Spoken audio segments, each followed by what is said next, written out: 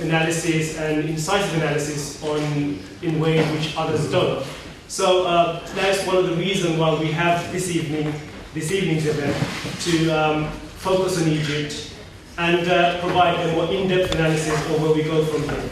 I'm also equally delighted to have Chair Maya, who is a director for Reprieve on the death penalty team. She has worked on the judicial review, and her work has actually led to the British government making changes to the judicial review. So I'm also equally delighted to have her with us. And without any further delay, I will hand over to Maya, who will be chairing tonight's evening. Bye-bye. Thank you, and it's very loud. Thank you. I knew I had to do this. Thank you, and thank you to the Middle East Monitor for organising this excellent event.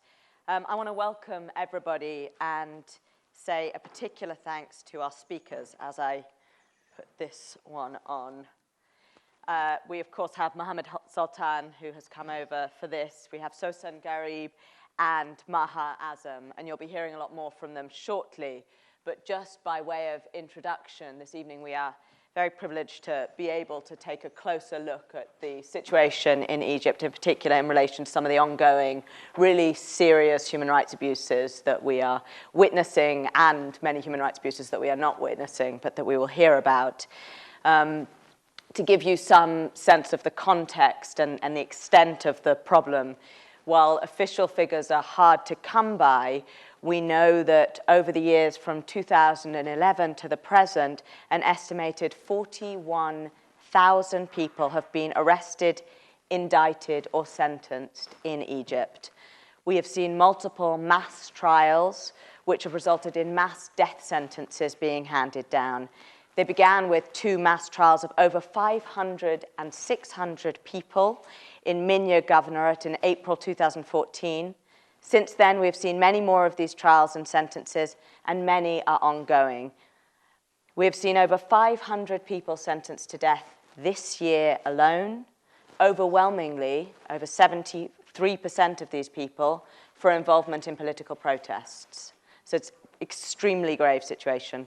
And whilst the world was initially shocked by these developments, what we've seen recently is a decline in the levels of reporting on the issues, and I'm glad to see so many people reporting on this event today, but a rather concerning view from certain of Egypt's allies that this is now back to business as usual, and we will hear from our panelists on what can be done to try to reignite the debate on this and really put some pressure on the international community to do something to change the events that are going on in Egypt right now. So that's why it's so important that we have events like this one, and why it's so good to see so many of you here now. Just by way of overview of what you'll get this evening, we have Mohammed Sultan, who was, as many of you will know, arrested in August 2013. He spent almost 2 years in detention under the threat of a possible death sentence. He was released and returned home to the US in May of this year, and we are extremely lucky to have him here to talk to us about his experiences and to give us a sense of what life is like for the thousands more who are still imprisoned, facing mass trials, mass death sentences in Egypt, largely on the basis of their beliefs and a lot of them for attending protests in the name of democracy. We'll then hear from Sosan Garib, who is a spokesperson for the 6th April Youth Movement. The movement played a pivotal role in the protests of early 2011, which we have now all come to know as the Arab Spring Movement, and also in bringing an end to Hosni Mubarak's 30-year rule. In recent years and months, the movement has seen many of its leaders and members arrested and imprisoned, and Sosan will no doubt tell us more about that. Finally, we will have some concluding remarks from Maha Azam, who is head of the Egyptian Revolutionary Council, which is a platform devoted to a democratic civil state that upholds the rule of law and human rights, which I'm sure all of us would be in support of right here. At the end of the evening, there will, of course, be time for you to ask questions of our panelists. And now all that is left for me to do is to hand over, including the mic, to Mohammed Sultan.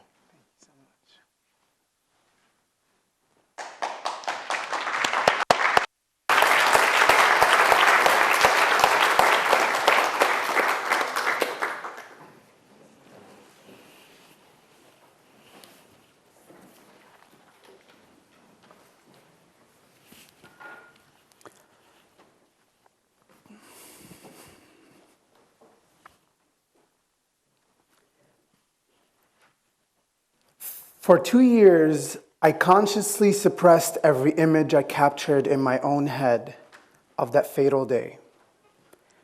I tried to forget everybody, every wound, every bullet. I tried to forget the hopeless feeling of dead men walking, running from death to death. I tried to forget the familiar calm faces of Egypt's finest youth. Habiba, Mus'ab, Goda, Asma, Ahmed, and thousands of others. I tried to forget the feeling of watching 2 cameramen atop the Rab'a stage take a shot to the head from a sniper.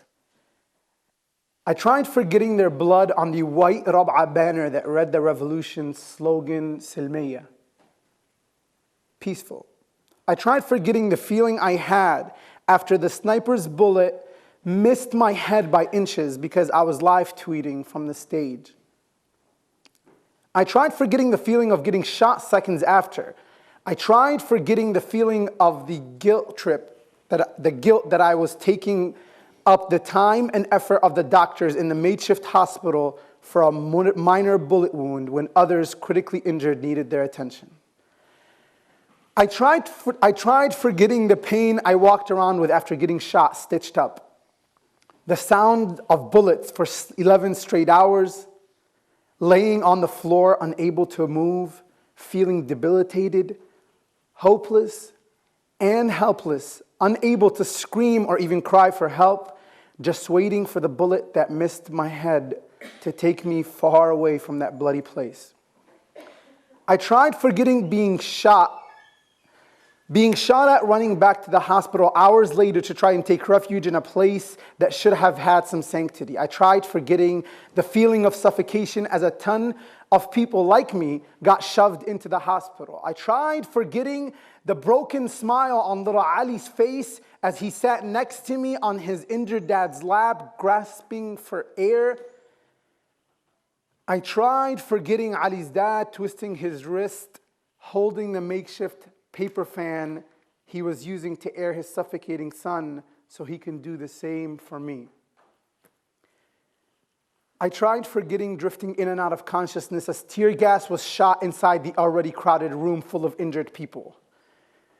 I tried forgetting being in excruciating pain and suffocating at the same time. I tried to forget the guilt-tripping thought that still haunts me until this day. That my pain was nowhere near what others who had critical injuries felt. I tried forgetting being told that a safe exit was negotiated 10 hours later, but everyone was on his own, no carrying injured bodies, no belongings. I tried to forget the feeling of walking out of the first safe exit, ducking bullets shot over our heads intentionally so that we could be caught on camera walking with our heads down. I tried forgetting the fear on the elder man's face that was walking a step ahead of me as the officer ran to him, sticking his gun to his head, screaming, "What we're doing is for the sake of Allah, you hypocrites." After the elder man had just mumbled loudly, "Hasbi Allahu wa ni'mal wakeel," Allah is sufficient for me and is the best trustee of affairs. I tried forgetting walking down the streets of the city like a zombie, feeling nothing and everything all at once. I tried forgetting to make sense of what had just happened. I tried forgetting watching the videos recovered a few days later of the same building I was in and left so many critically injured folks get set on fire by the same officers who escorted us. I tried. But what I couldn't forget was the thought and feeling of the pain of those injured people felt right before they got burned alive. 10 times the pain that I was in, suffocating from tear gas and then burnt to death. Nobody should ever feel that much pain. I saw those same images in the eyes of a Central Security officer that was escorting me during one of my hearings. It was clear the guilt had made him lose sleep, and the prayer bead was in his shaking hands said it all. He was aware of the innocent lives he had taken. He knew. I smiled, not because of anything other than the fact that I just was not ready to remember how it felt to be on the receiving end. He put his head down just like I did on the way out of Rabaa. I went back to prison and he went home to his family. For the remainder of the 2 years, I tried to forget. But the memories of that bloody nightmare that still haunts me until this day, I try to suppress and forget. But today, I'm forced to remember because the world has forgotten. The world has forgotten what happened on the bloodiest day in Egypt's modern history. It has forgotten the January 25th martyrs. It has forgotten Muhammad Mahmoud's martyrs. It has forgotten Majlis al-Wuzaras. It has forgotten Misbiros. It has forgotten Minassas. And it has forgotten the Republic Guard massacre, just like it did when it forgot the 1,000+ people that died on that Rabaa day. I don't usually read, but this was something that I wrote on this last anniversary of Rabaa. This was the first anniversary that I had been released. And I felt like I needed to remember because I had suppressed for so long because I was detained and I was trying not to deal with it. And it was the only thing that I consciously suppressed. I decided to share this with you guys today just because the first question I always get about the hunger strike is, why? Why did you decide to go on a hunger strike? And to just give you a glimpse of the kind of trauma that people experienced that day that could lead them to do irrational things.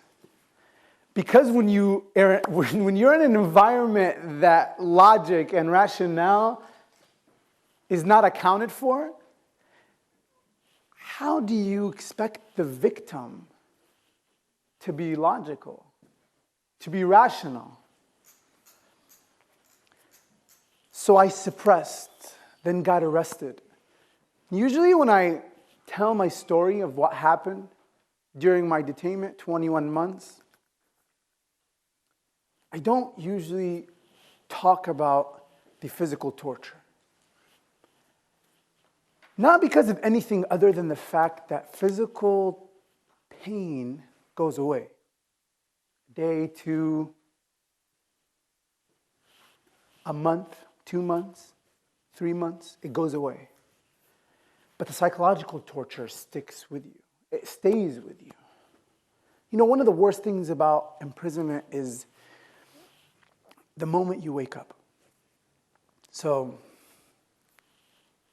you sleep, you're dreaming, you're out, you're about, you're with your family, friends, doing everything. And then that moment, you're half asleep, you're waking up. Usually when you hit that snooze button, you're just waking up in between reality and a dream.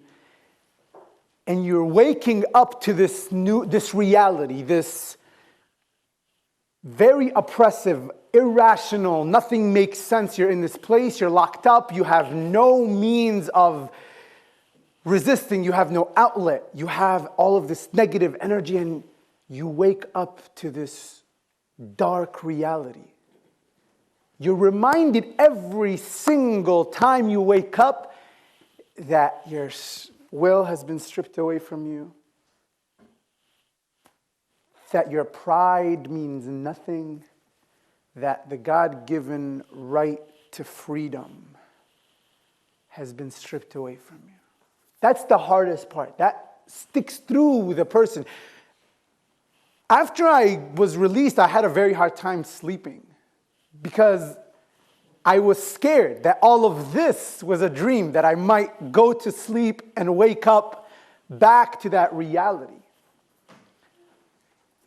So I don't talk about the physical torture as much. I don't talk about getting beat up on my broken arm that has a sling for 2 straight hours by guards.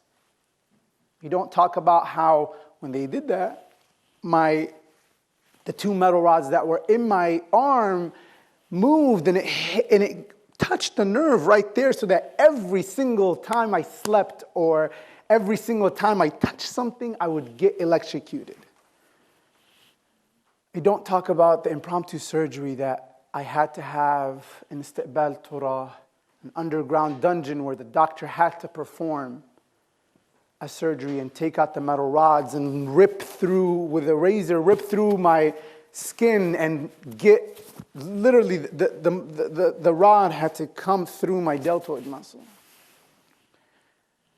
So when you ask the question, why did you go on a hunger strike? Why did you feel the need to resist? Just accept. That is the same exact question that different officers in different ages in Egypt asked me.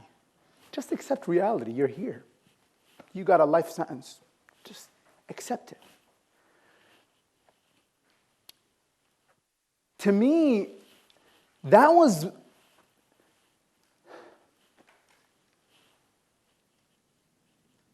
the main kind of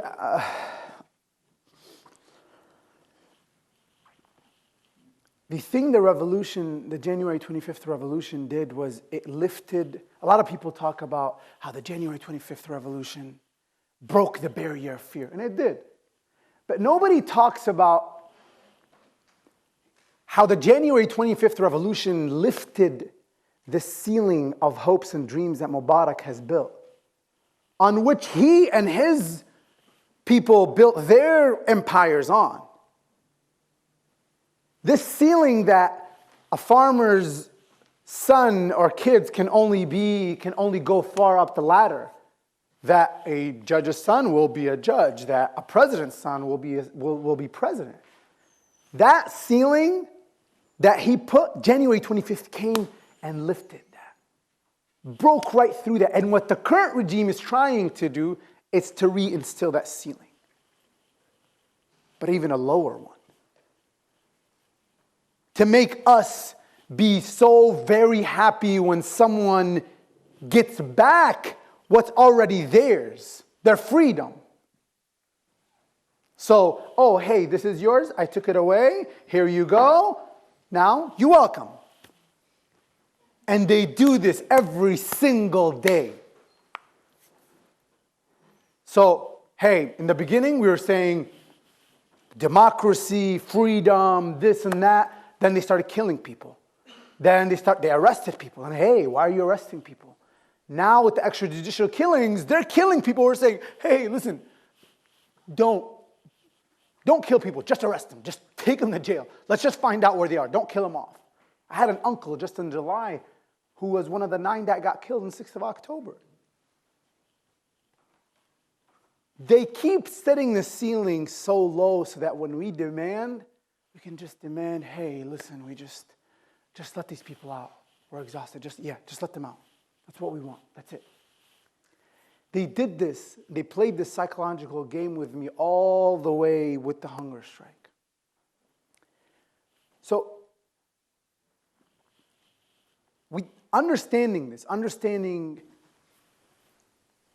what the regime is doing, understanding what it continues on doing, how there's 40,000 political prisoners in prison right now. See, my story, I can sit here and talk to you guys about the physical torture, the psychological torture, how they put me in an isolated building, 9 layers in the cornermost part of the Liman Tura, and they put 2 guards, and they did everything from incitement to commit suicide to sleep deprivation, spotlight, flickering lights. I can sit there and tell you all about this, but guess what? Everything that I went through was with the advantage of me being an American citizen. That means there was embassy oversight. So imagine, just try to imagine what 40,000 political prisoners, people that nobody knows, people that their cases are not raised, Nobody knows who they are. They have no voice. They have no representation. There's no oversight. The regime does whatever the hell it wants to do with them.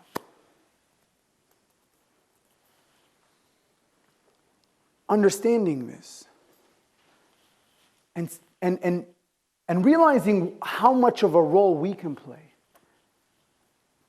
Because guess what? I'm standing here in front of you guys today. I am living proof that when communities mobilize, when NGOs, amazing NGOs, the international ones, Human Rights Watch, Amnesty, Reprieve, and so many different organizations coming together to add pressure on a government, it works. I'm living proof of that. So when we engage, when we are positive, we are able to give a voice to those people that don't have one. We are able to bring about some sort of justice. So it's important for every single one in this room. You know, you came here today, you might have a little bit of interest in what's happening in Egypt and in the region. Understand that there is a role and there is a responsibility, because guess what? This is another question that everybody asks. Well, you were put in solitary.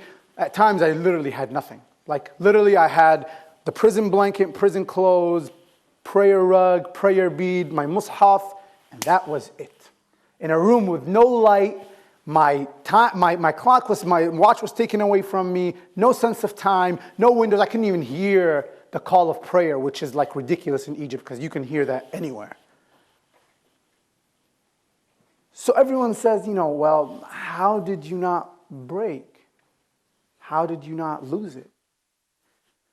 And it was knowing that there were good people out there doing good things out of their humanity.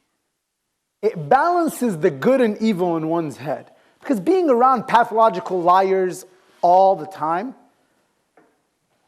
it gives you start losing hope. You start losing faith in humanity.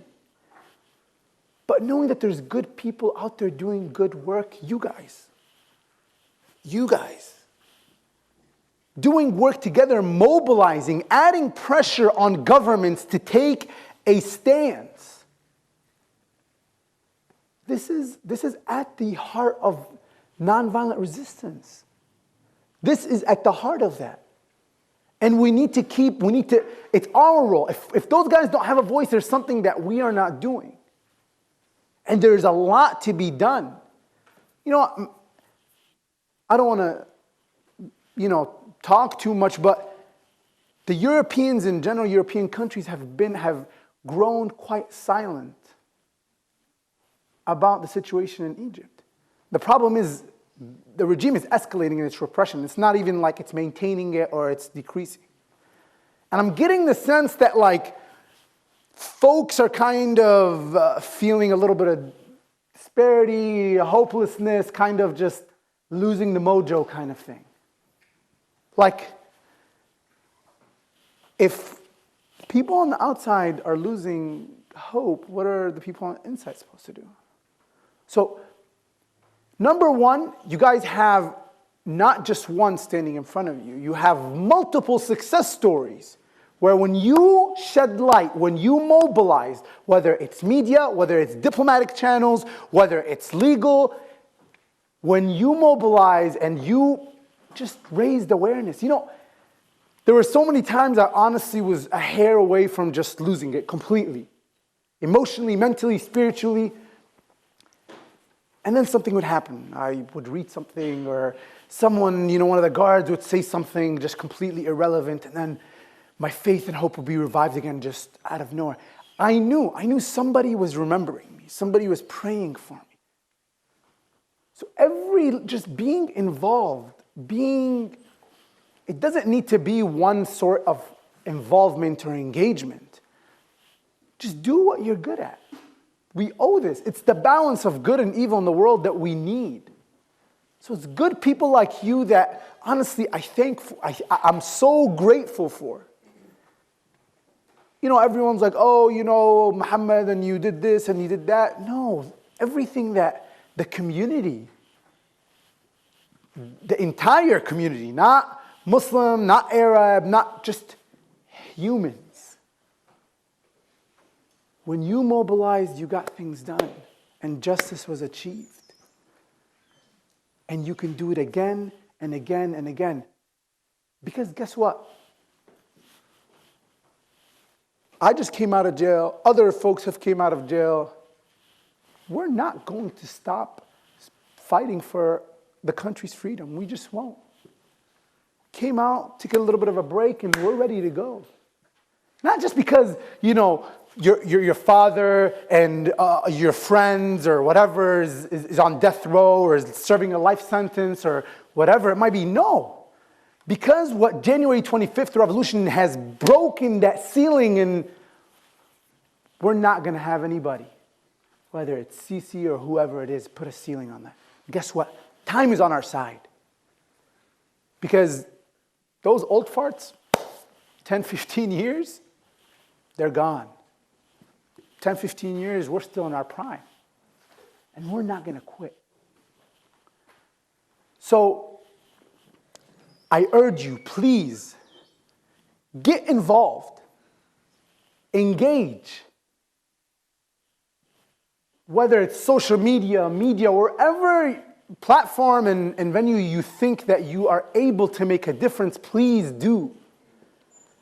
Because as a prisoner, I'm telling you, even just the feeling of knowing that there are others out there that remember you, that care about you, that pray for you, that are working for your release, that it got through.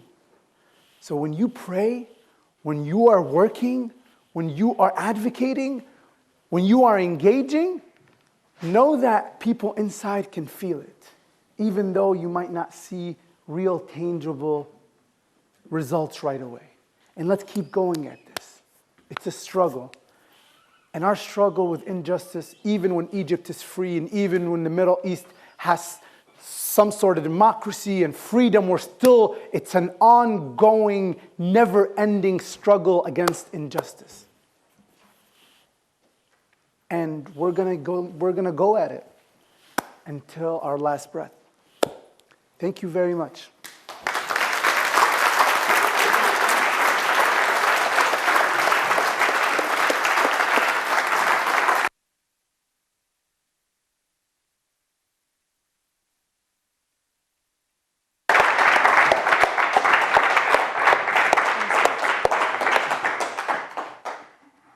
Okay, I'm from April 6th movement. You probably have heard of that movement. It's one of the movements that instigated the revolution in 2011, and we were nominated. It's a nonviolent movement, and we were nominated for a Nobel Peace Prize, but we didn't win that time. Now, I'm going to talk about the prisoners of opinion. The more than 42,000 of them are in jail right now. 90% of them have been tortured. They have been imprisoning and rounding up students, even underage ones, people like you, people happening to be in the wrong place at the wrong time. These people some of them have opinion and some of them haven't, and they have been rounding them. There's like reports of torture in prisons, reports of rape for the girls and the women in prison. It's not a very good environment. We've seen our own leaders in 6th of April, our own founders are in jail now. The government decided to issue a couple of laws that are unconstitutional. We have an anti-protest law, so imagine you cannot rally or protest or voice anything without permission, and they usually do not grant it. If you have a meeting for more than 10 people, they round you up, you end up in jail. You go visit your friend's mom on his anniversary because he's dead. They round you up. My colleagues, 10 of them last week, got life in prison. They're called معتقلي العزا. So they got life in prison last week. Our own general coordinator is in jail.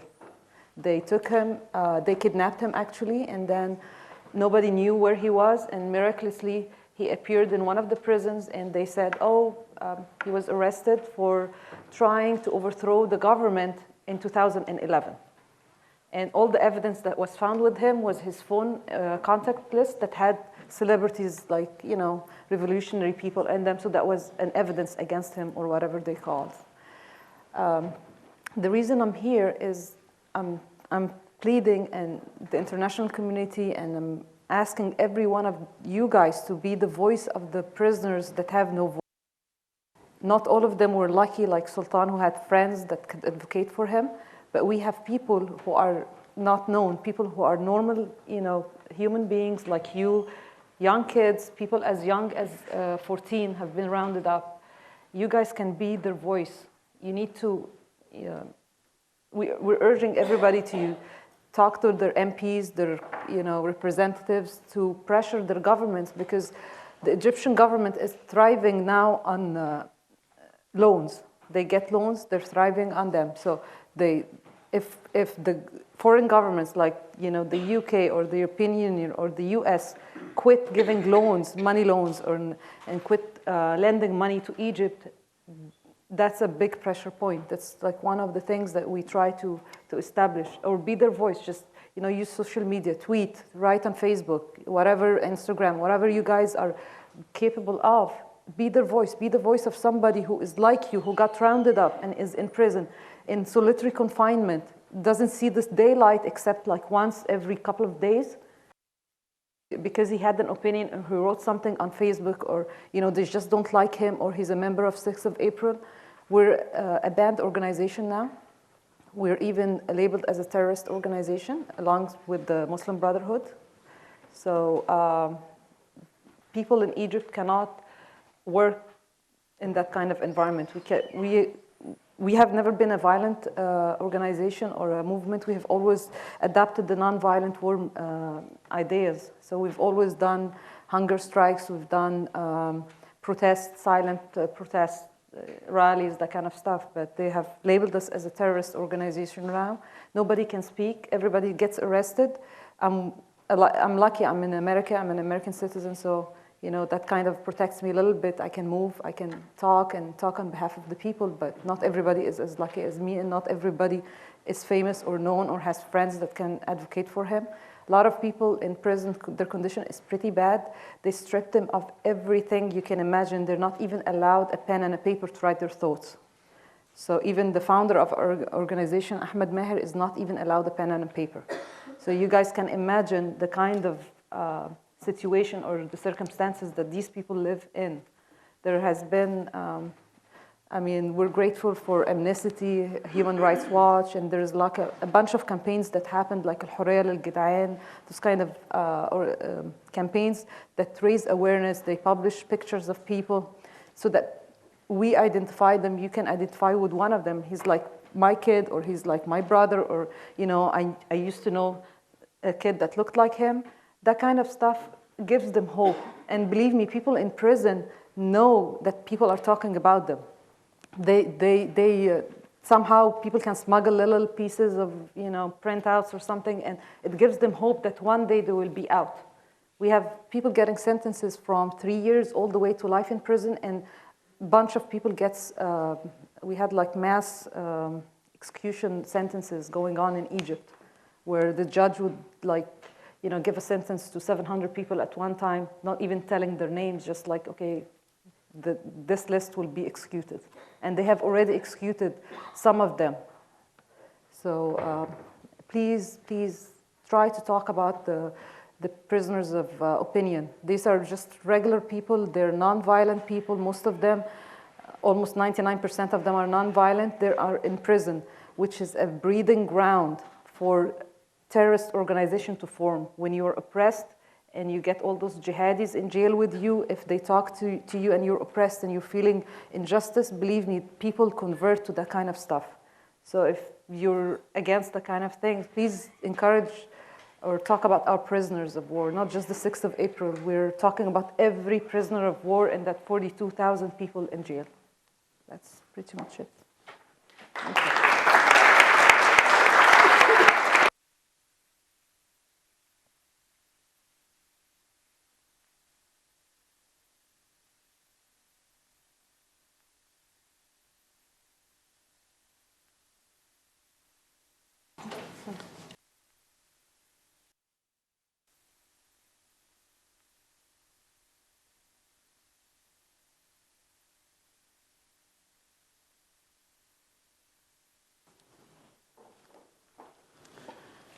First of all, I'd like to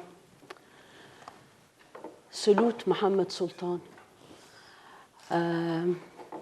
He's not just a victim, he is a voice for all those seeking freedom in my country, Egypt.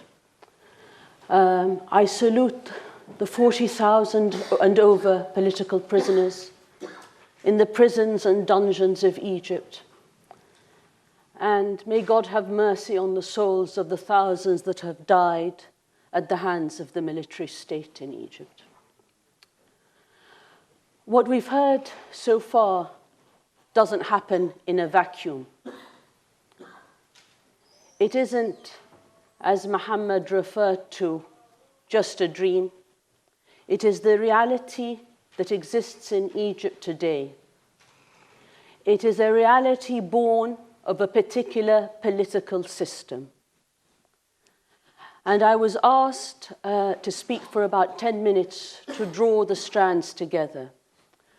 What I can say very clearly, that the issues are clear. What we've heard in terms of gross human rights violations, extrajudicial killings, disappearances that have occurred and been recorded by Amnesty and by Human Rights Watch, torture in prison, rape, the killings of thousands, various massacres since the coup of July the 3rd, 2013. All these are not random. This is the systematic policy of a brutal military dictatorship. It is the result of a particular political system, a political system that has the support of the international community. It is the result of a political system that is supported day in and day out by the silence of this government in Britain, the government of the United States, and governments throughout the world. And therefore, as Muhammad said, we look to civil society, we turn to students in universities, we turn to NGOs, to people of conscience, to parliamentarians, to journalists and lawyers, to speak out. And we need to speak out, not because Egypt alone matters, but because what Egypt represents today in terms of a return of a new kind of fascism. In 2015, we are seeing the return of a military order, a police state, akin to the worst excesses that we saw in Eastern Europe and in Latin America. For this to happen after the uprising of after 2011 and the Arab Spring is abhorrent, particularly when governments and peoples throughout the world welcomed the new tide and called for freedom throughout the Arab world. For governments today to turn the clock back and want to ensure that the peoples of the region remain shackled and repressed is unacceptable. The peoples of the region, including Egypt, will continue to fight for their freedom and rights. It's not going to go away. There is going to be, and there is, a continuing revolution on the ground in Egypt and resistance. The aim of the current regime is to silence it. The policies of the current regime is to ensure that fear is instilled in every Egyptian citizen, in every student. It's important that we're speaking today from Imperial College, where we are on a student campus. On Egyptian student campuses, Egyptian students are arrested and tortured, and once they go to prison, are raped. There is no freedom of assembly or freedom of speech in Egypt. The current regime in Egypt, and it is this context that we have to understand very well in order to understand why the human rights violations are happening. The regime in Egypt continues to legitimize itself through false elections, through cosmetic presidential elections that brought to power a military dictator, forthcoming parliamentary elections that are supposed to finalize the so-called roadmap and give legitimacy to the current regime in Egypt. General Sisi has been invited to the United Kingdom. He is due to come to this democracy in the next few weeks, in the first week of November. He has been welcomed in various capitals of Europe, such as Germany, he went to Germany, he went to Spain. He's visited capitals where the peoples of those countries should have known better the meaning of fascism and have suffered greatly under military fascism. He is due to visit this country. We should speak out loud and clear and make our voices heard to say that he is not welcome and that his cronies are not welcome. This is a man who continues to ensure that the terrorism of the state and the violence of the state continues to be systematically practiced against ordinary citizens. The thousands of dissidents in Egypt's prisons are not terrorists. They are free men and women like us who want to speak out, who want their rights respected, and who want an end to corruption in their country. The aims of the January 25th revolution in Egypt for freedom, social justice, and human dignity are goals and aims that are not going to be compromised. There can be no compromise with military dictatorship. And the call for all of us today is that Egypt is symbolic of a much bigger struggle across the whole of the Arab world and beyond. But we must not bend our heads to a regime that stifles rights, opportunity, and is corrupt. And we must speak out against governments, democracies in particular, that support such regimes. I turn again to Muhammad and to the victims of this repressive regime in Egypt, and to say that their will to resist and their will to carry on is the very flame that will continue to ensure that we will succeed in Egypt. But we will do so far more quickly if we have the support of the international community and civil society in the West. Thank you very much.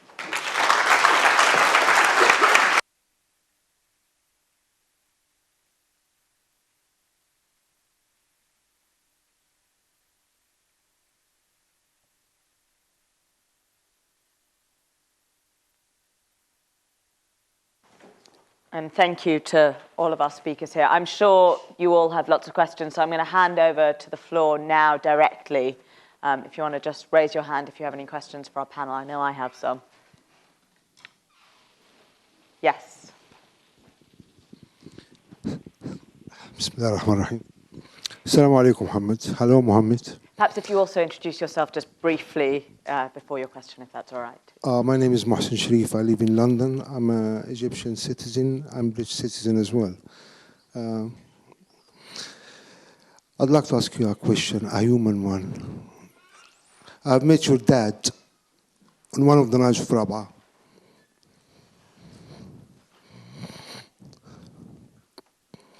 I just want you to explain to me when he was asked to sign the papers to give up your citizenship for your freedom and leaving your dad where he is and your family. I just want you to explain that to me. What was your feeling at that time?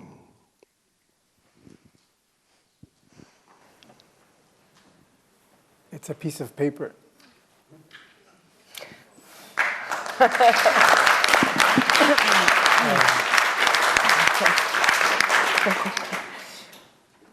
You should ask the question.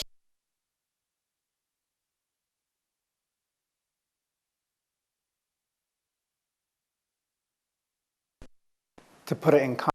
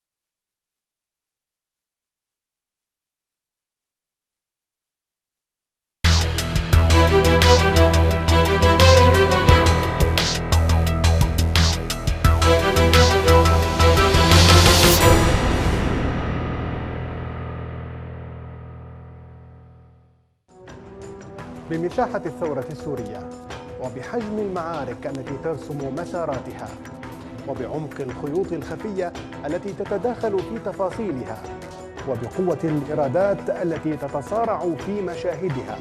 نبسط أوراقنا ونشرع في الدراسة والتحليل، نقف عند جميع المنعطفات، ندقق في كل المفترقات ونجلي أغمض التقاطعات كي تتضح الصورة، صورة كل يوم في سوريا اليوم. عين على الملحمة على شاشة الحوار.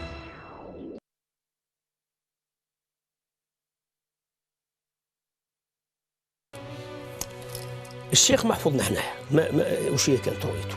كانت عنده رؤية استراتيجية نجح فيها تتعلق بالكليات يعني، وكانت عنده خطة سياسية، وهو أنه يمكن أن يفرض نفسه بالهدوء بالتطمين في الساحة السياسية، ويتفق مع النظام السياسي يعني، بأنه يمكن أن يعتمدوا عليه كحزب سياسي له يعني وجود يعني، وهو معتدل وكذا. يصبح حزب الدولة، يصبح حزب مقبول أن ينجح في الانتخابات ويسير الدولة يعني. هذا هو، لأن كما صار في المغرب فيما بعد، بل هو كان يتوقع أكثر من المغرب، هو حتى كان يتوقع على مستوى رئاسة الجمهورية. رئيس حزب مجتمع السلم في الجزائر الدكتور عبد الرزاق مقري في الحلقة 9 من برنامج مراجعات، يأتيكم في الأوقات التالية.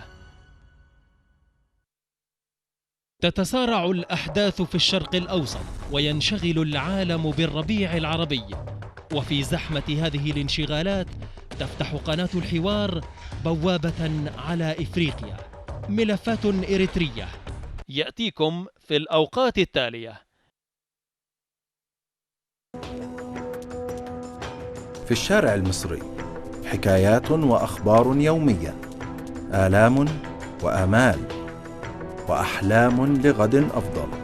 سنكون معكم من أرض الفيروز شرقا إلى مطروح غربا، من الإسكندرية شمالا إلى أسوان جنوبا.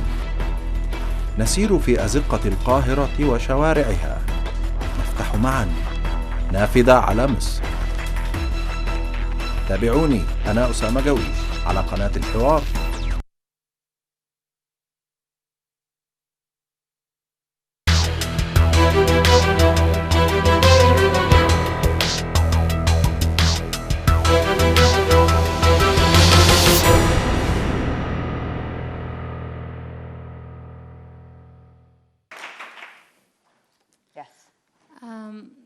Obviously, it's very humbling to be in front of such people, and thank you for your talk. I have two questions I want to quickly touch up upon. Firstly, obviously, the topic of Egypt is complicated. It's when you speak to people, when you talk to them, it doesn't sound as clear-cut as it is. Perhaps Muhammad can touch on, and Sultan, on mistakes that the revolutionary camp, like how is it that Egypt went from January 25 to what we have now? So perhaps mistakes of that the revolutionary camp did. Why is Egypt so complicated today?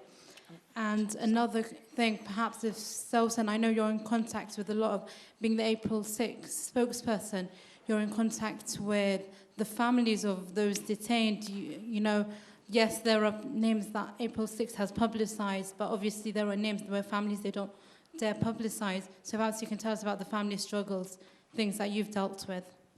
Thank you. Great. So we'll start with Mohammed, and then we'll pass the mic over for those second questions. First of all, I think, me personally, I was brought up to never kick somebody while they're down. The entire revolutionary camp is down right now. So don't talk to me about petty mistakes of, literally everybody made them. Everybody made them. And everybody's paying a price they should not have to pay. No human should have to pay the price that everybody from the entire ideological and political spectrum in Egypt is paying. So, no, don't talk to me about the mistakes, petty mistakes of the opposition or the revolutionary camp that they're paying a very, very hefty price for, when you have a regime that is escalating in its repression. Currently, there are 40,000 political prisoners in underground dungeons. So there's not even a comparison. We shouldn't even be speaking about that. So I think we're asking the wrong questions. You don't blame the victim. You definitely don't ask the victim why they're resisting. You ask the oppressor why he's oppressing. They don't get to get away with what they're doing.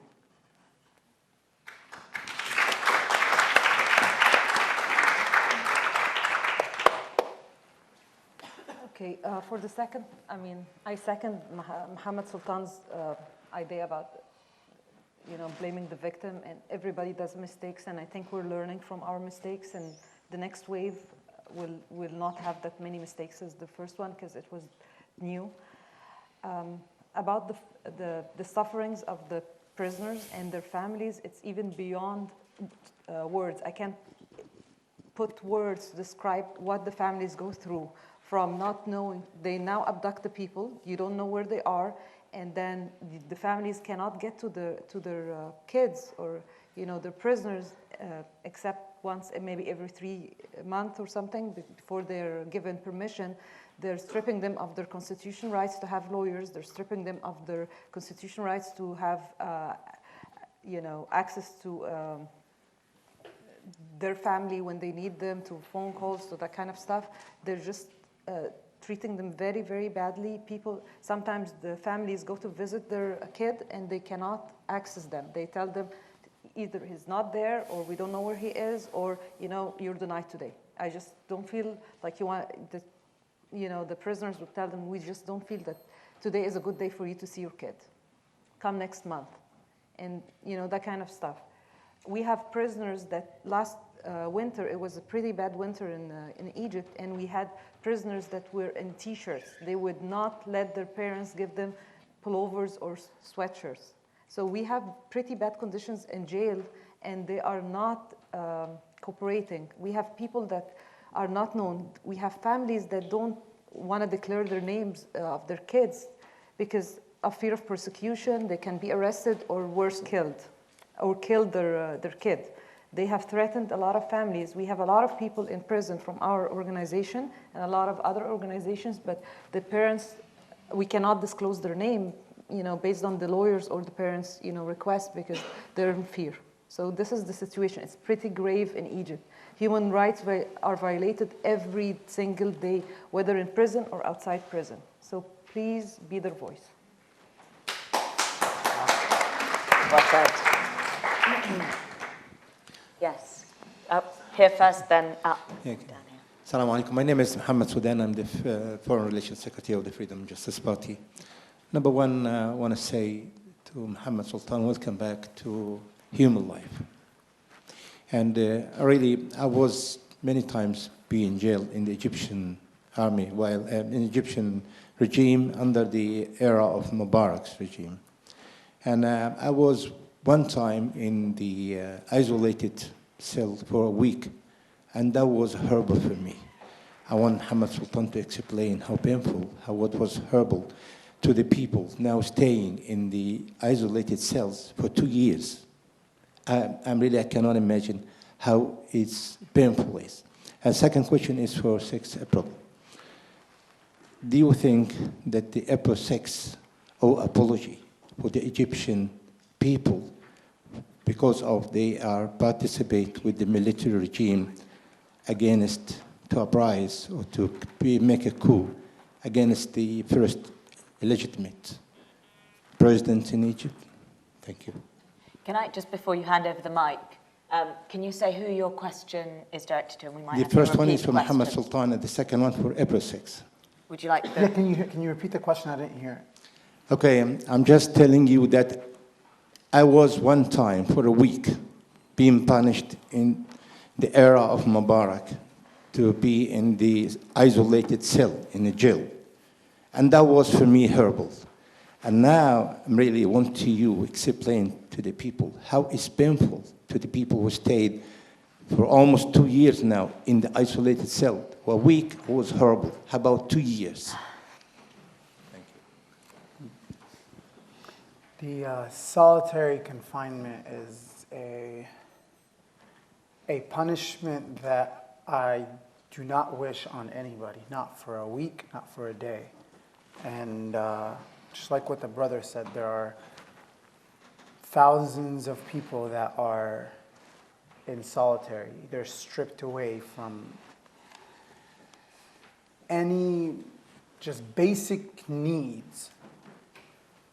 Nobody deserves that, let alone for their political views,